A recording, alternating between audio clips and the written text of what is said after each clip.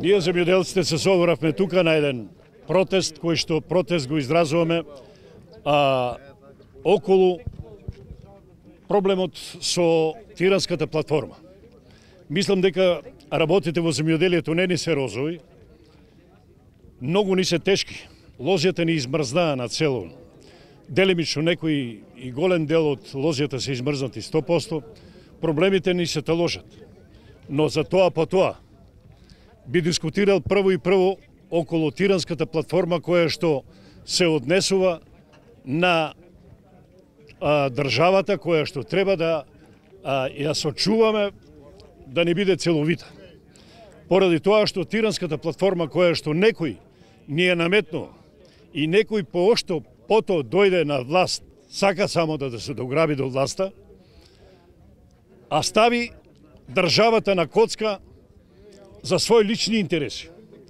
На интереси поединци кои што сакат да ја растура државата, да ја разнебита државата. Разнебитувањето на државата се состои во тоа што едина партија која што тоа го захтева, а и се омогучија сите услови пред тоа и беа понудени услови да формира влада, да добие поддршка од другиот против кандидат, тоест од ВМРО ДПМН, истото не е прифанато. Мислам дека некој што си го дал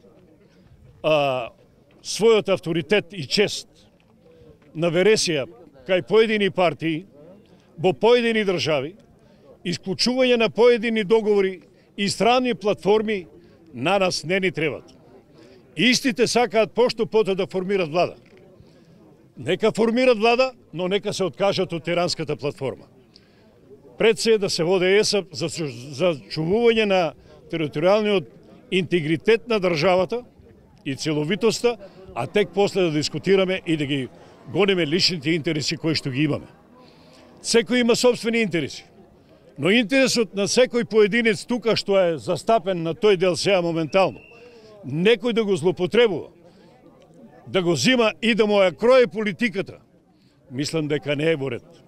Оваа партија која што моментално протежира за тоа, мислам треба да биде осудена и истата на некој начин да се одговара како пошто потоа да се одговара за злосторствата што и направија на Македонија.